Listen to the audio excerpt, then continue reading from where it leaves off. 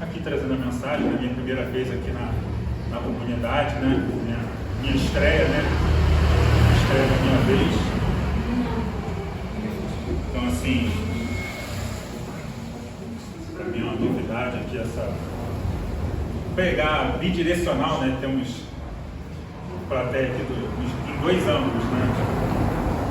Mas a palavra, ela é 360 graus, né?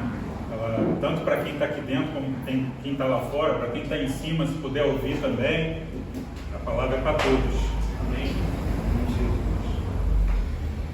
O texto de hoje, o texto base que eu trago para a igreja hoje é Jó 12, dos versículos 12 e 13. Jó 12, versículos 12 e 13.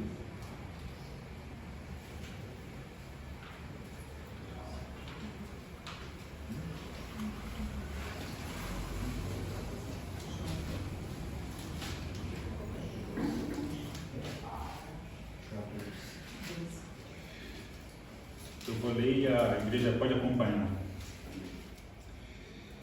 Está a sabedoria com os idosos e na longevidade o entendimento? Não, com Deus está a sabedoria e a força. Ele tem conselho e entendimento.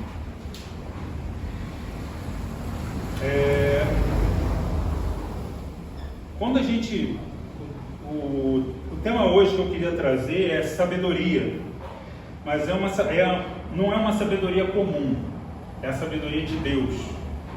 E por que essa sabedoria? É a sabedoria que a gente tem que buscar para ter uma vida plena e justa, não só para Deus, como também em sociedade. Quando eu fui tocado por esse tema, eu fiquei pensando comigo assim, poxa, quem poderíamos usar como exemplo de sabedoria na Bíblia? Normalmente, quando se fala em sabedoria na Bíblia, remete à mente o rei Salomão, né? Que foi quem pediu sabedoria para governar o povo de Israel. Ou se não, Jesus Cristo, que é o nosso exemplo maior. Mas tem hora que a gente fica se pegando assim, pelo menos eu me penso, caramba, ser imitador de Cristo, como é difícil, né? Cristo é o ápice, é o top dos top. Como é que eu vou chegar naquele nível? Aí a gente pensa em Salomão. Salomão pediu sabedoria. Mas aí você para e pensa, mas Salomão era filho de Davi, o maior rei de Israel. Ele já, por si só, ele já tinha os aconselhamentos que era necessário para ser um grande rei. Então eu fiquei pensando assim, quem eu poderia tomar como exemplo de sabedoria na Bíblia? E pesquisando, eu caí nesses 2 versículos. E aí eu fui refletir sobre a vida de Jó. E para começarmos, quem era Jó? Aí vamos em Jó 1, versículo 1. Havia um homem na terra de Uz, cujo nome era Jó, homem íntegro e reto, temente a Deus e que se desviava do mal. Nasceram-lhe 7 filhos e 3 filhas. Possuía 7.000 ovelhas, 3.000 camelos, 500 juntas de bois e 500 jumentas. Era também muito numeroso o pessoal a seu serviço, de maneira que este homem era o maior de todos os do Oriente. Seus filhos iam às casas um dos outros e faziam banquetes, cada um por sua vez, e mandavam convidar as suas 3 irmãs a comerem e beberem com eles. Decorrido o turno de dias de seus banquetes, chamava a Jó seus filhos e os santificava. Levantava-se de madrugada e oferecia holocausto segundo os números de todos eles, pois dizia: talvez tenham pecado os meus filhos e blasfemado contra Deus em seu coração. Assim o fazia Jó continuamente. Então aqui a gente vê que Jó, ele é tratado como um homem comum. Porém, o que é que diferenciava Jó das outras pessoas? Jó era homem íntegro e reto, temente a Deus e que se desviava do mal. Aqui na Bíblia fala que Jó já tinha família e tinha bens, mas provavelmente tudo isso ele conquistou depois dele se provar um homem íntegro e reto e temente a Deus. Então vamos assim, para iniciarmos, diferenciar um pouco o que é inteligência do que é sabedoria. Inteligência refere-se à capacidade de adquirir, processar e aplicar informações de maneira lógica. São as habilidades de resolução de problemas e de pensamento analítico, de compreensão de conceitos complexos. Pode ser medido por testes. Enquanto a sabedoria está mais relacionada à capacidade de aplicar o conhecimento na prática, em situações complexas e levando em conta a avaliação moral e emocional. A sabedoria envolve uma visão mais ampla e profunda das coisas, levando em conta a experiência de vida e a empatia e o bom senso. Uma pessoa sábia toma decisões equilibradas e ponderadas, levando em conta os fatos e suas consequências de longo prazo. Então aqui a gente vê que inteligência e sabedoria não são a mesma coisa. Para o mundo, muitas das vezes as pessoas se apegam a cargos, a diplomas, a poderes para se julgarem pessoas mais sábias.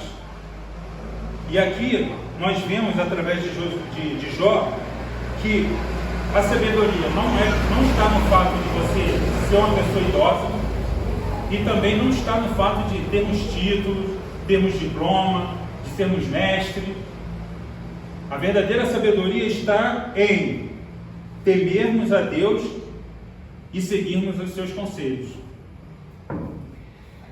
Quando a gente traz para o mundo, temos vários sábios, filósofos que buscam sabedoria e eles têm as suas definições próprias do que é sabedoria. Alguns exemplos que eu trouxe aqui, temos Sócrates, que acreditava que sábios eram aqueles que sabiam conhecer a verdade, aqueles que estavam em constante busca pelo diálogo e em profundo contexto de autoconhecimento.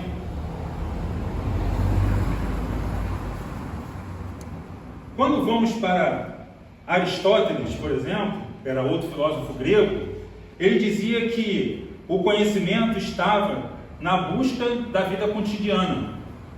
Convivendo com as experiências do dia a dia, a gente ia adquirindo sabedoria. Já para Epicuro, a sua visão de sabedoria era conquistar a tranquilidade da alma. Quando a gente consegue não se abalar com as coisas e compreendê-las ou aceitá-las no dia a dia, nós nos tornamos sábios.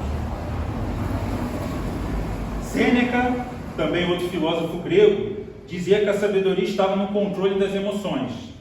Se você consegue controlar suas emoções, você é uma pessoa sábia. Então a gente vê aqui que a sua maneira, os sábios da terra buscam a sabedoria em quê? No autocontrole, no controle das suas emoções e na convivência com esse mundo. Só que aí é que nós começamos a perceber a diferença entre buscar sabedoria na terra e buscar a sabedoria de Deus. A sabedoria da terra, que aqui os filósofos normalmente tentam explicar, ela se envolve na compreensão profunda da vida, das emoções e da moralidade, buscando um equilíbrio entre a razão e a experiência. Só que agora a gente vai ver o que a Bíblia nos fala sobre sabedoria. Jó 28,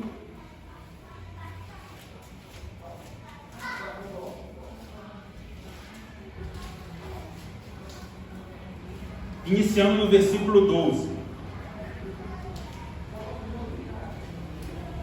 Jó 28, a partir do 12, tem o título de A Verdadeira Sabedoria é Dom de Deus. Acompanhe, por favor. Mas onde se achará sabedoria? E onde está o lugar do entendimento? O homem não conhece o valor dela, nem se acha ela na terra dos viventes. Versículo 28. E disse ao homem: eis que o temor do Senhor é a sabedoria, e o apartar-se do mal é o entendimento. Quer dizer, vemos agora, mais avançado, que Jó, ele, além de falar que a sabedoria dos homens não é o suficiente, ele já dá a resposta de como podemos encontrar a sabedoria de Deus, que é tendo temor ao Senhor e nos apartando do mal. Então aqui está a explicação de que vemos lá no início de Jó. Quem era Jó? Aquele Jó que era um homem comum, mas que tinha conquistado uma boa família e prosperidade. Ele tinha conquistado isso por causa do seu comportamento íntegro e temente. E lá no capítulo 1 também a gente vê que por causa disso o Satanás provoca a Deus por causa dele. Em duas ocasiões. Na primeira, Satanás desafia Deus e Deus lhe permite que ele toque na sua família e nos seus bens, mas que não lhe toque no corpo. E mesmo assim, Jó não blasfemou. Em um segundo momento, não se dando por satisfeito, Satanás volta na presença de Deus e fala: teu servo não blasfemaste contra ti, porque tu não me permitiste que tocaste nele. Deus ainda assim permitiu. Pode tocá-lo sem que lhe tire a vida. E ainda assim tu vê por todo o livro de Jó, que Jó vai refletindo e vai buscando sabedoria. Mesmo quando ele é acusado pela sua mulher que amaldiçoa esse teu Deus e morre. Mesmo quando ele é desafiado pelos seus amigos mais próximos a questionar a razão de Deus ter o abandonado. Em momento algum, Jó ele blasfema, pelo contrário, como vemos em Tiago 1,5, se algum de vocês tem falta de sabedoria, peça a Deus que a todos dá livremente de boa vontade e lhe será concedida.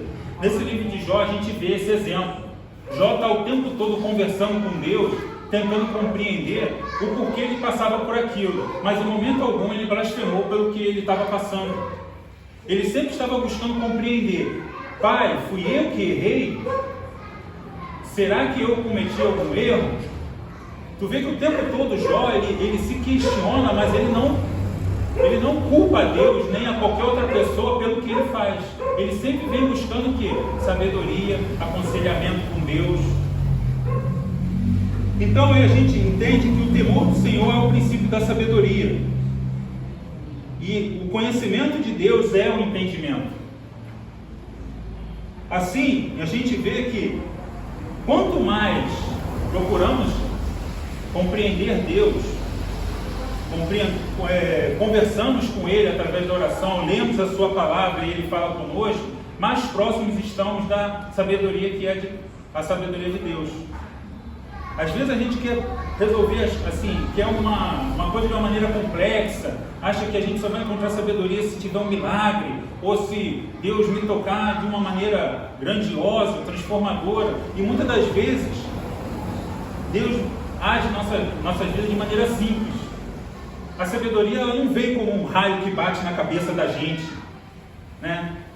Eu, por exemplo, sou um leitor de quadrinhos, né, de negócio. Normalmente a gente vê assim, um camarada se torna super-herói porque, pum, caiu um raio na cabeça dele. Ou porque aconteceu uma fatalidade e ele deu um lapso. E Deus não precisa agir assim. Deus age da maneira mais simples para nos provar que a sabedoria vem dele.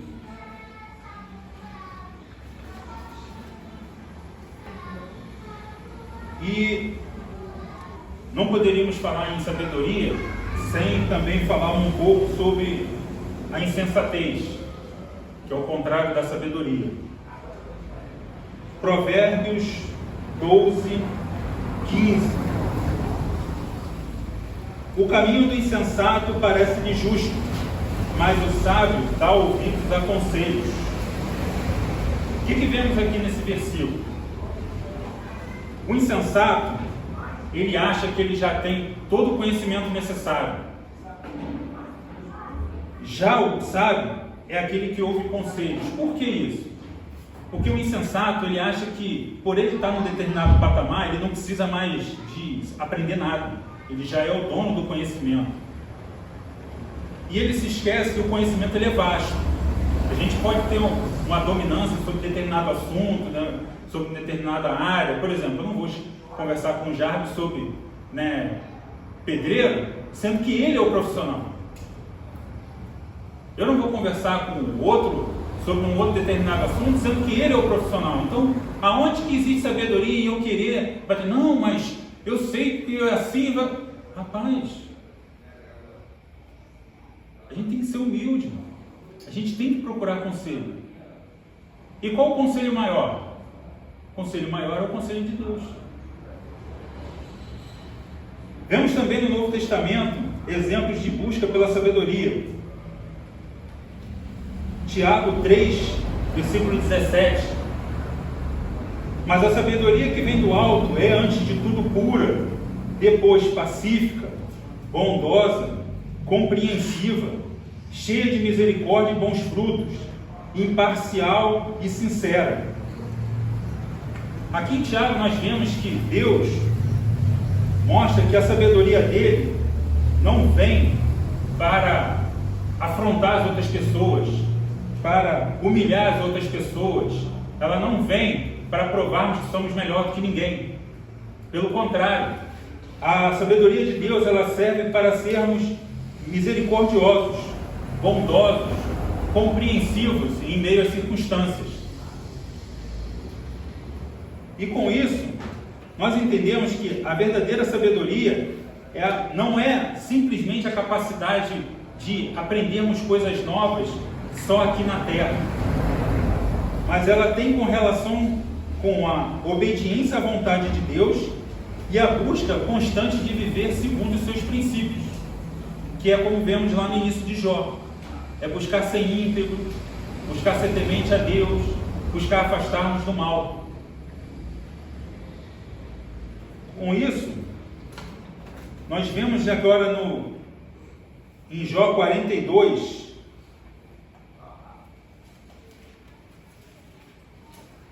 de 1 a 6,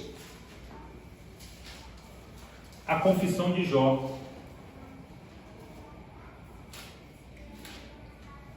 Então respondeu Jó ao Senhor: bem sei que tudo podes, e nenhum dos teus planos pode ser frustrado. Quem é aquele, como disseste, que sem conhecimento encobre o conselho? Na verdade, falei do que não entendia, coisas maravilhosas demais para mim, coisas que eu não conhecia. Escuta-me, pois, havias dito, e eu falarei. Eu te perguntarei, e tu me ensinarás. Eu te conhecia só de ouvir, mas agora os meus olhos te veem. Por isso me abomino e me arrependo no pó e na cinza.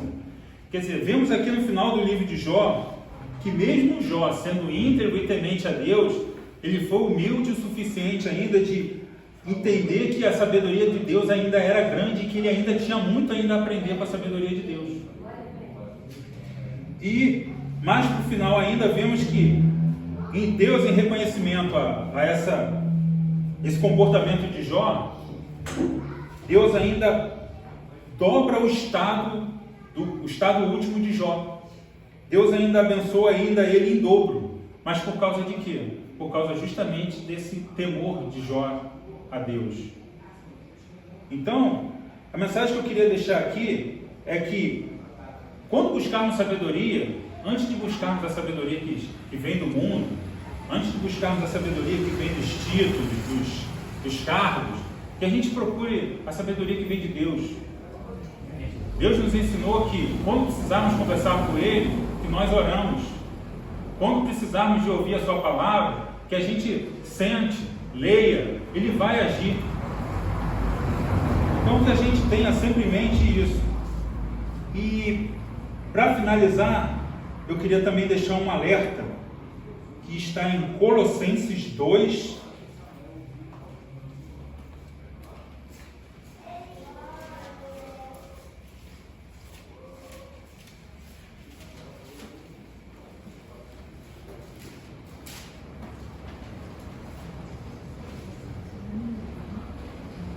Colossenses 2, versículo 8. Cuidado que ninguém vos venha a enredar com a sua filosofia e vãs sutilezas, conforme a tradição dos homens, conforme os rudimentos do mundo e não segundo Cristo. Eu queria deixar esse alerta porque nessa nossa jornada de busca de sabedoria, eu principalmente, como vou dar o meu exemplo pessoal, eu passei um bom tempo afastado da igreja. Só que nesse período que eu passei afastado da igreja, eu sempre fui uma pessoa que procurou ler, procurou aprender com coisas novas, sempre procurou estudar. E por um momento na vida a gente vai caminhando, vai buscando conhecimento e a gente às vezes se encontra numa encruzilhada, às vezes andando em círculo. Todos esses filósofos que eu citei no início aqui, eu já li obras deles, já vi o pensamento deles, não só deles como de outros até, e às vezes a gente fica assim, caramba, mas eu não encontro resposta. Será que eu sou tão burro assim? Ou será que o que está havendo que eu não consigo compreender? E muitas das vezes a gente quer entender a sabedoria de Deus por uma métrica humana. E essa aqui é a nossa limitação. Deus é um ser onisciente. Não existe maneira de a gente compreender Deus à nossa maneira. Deus não é limitado como nós. Vamos lá. Exemplo. Imaginaríamos há uns 15 anos atrás que a gente estaria usando a internet, falando ou assistindo ao vivo as pessoas falando de outro lado do mundo? Não. Se alguém falasse isso há 15 anos atrás, 20 anos atrás, maluco, que isso? Isso aí é coisa do futuro. Mas a gente vê que ao longo nossos paradigmas vão sendo quebrados. Ora bola, se no mundo que a gente vive montando, a gente consegue entender essas quebras de paradigma, que a gente é limitado e aos poucos vai evoluindo, quem somos nós para questionar a sabedoria de Deus? Quem diz que nós, na nossa mente, somos capazes de compreender toda a sabedoria de Deus? Então, para podermos compreender a sabedoria de Deus, temos que buscar ela. E sem ela, não é o suficiente para vivermos nesse mundo, porque nós vamos passar sofrimento e não vamos entender. Nós vamos ficar ricos e não vamos compreender como é que administra aquele bem. Nós vamos ter família e não vamos saber dar o conhecimento e a harmonia para aquela família. Por quê? Porque a gente vai ficar procurando aconselhamentos em pessoas que são como nós, limitadas. Quando deveríamos estar procurando conhecimento aonde? No único ser que é ilimitado, que é Deus. Então eu queria deixar essa mensagem aqui, que se você está numa jornada de busca de sabedoria, como eu estou, toda vez que você se encontrar numa encruzilhada, achando que não é capaz, senta, ajoelha, fica de pé, não importa a posição, mas ore a Deus, busque a Deus, leia a sua palavra, Ele sempre vai ter uma resposta para você, como ele me deu essa resposta. Eu acredito que o homem é incapaz de qualquer coisa, porque tudo que ele se julga capaz é limitado. O único ser que pode nos provar, que pode nos dar a sabedoria para compreender não só esse mundo, como também o que não vemos e não compreendemos, é Deus. Então essa é a mensagem que eu queria deixar aqui hoje. Toda vez que você for buscar sabedoria, busca primeiro a sabedoria de Deus. Tenha paciência, senta, leia. Uma hora Deus vai falar com você. A gente tem aquela pressa no tempo humano, a gente né, por sermos mundanos, né, vivermos em carne e osso, ainda a gente tem aquela limitação de vivermos na condição humana, de tempo e espaço. Mas Deus, Ele é muito superior ao nosso tempo e ao nosso espaço. Só Deus pode preencher o vazio infinito que existe em nós. E nós só vamos compreender isso quando buscarmos a sabedoria de Deus. Amém?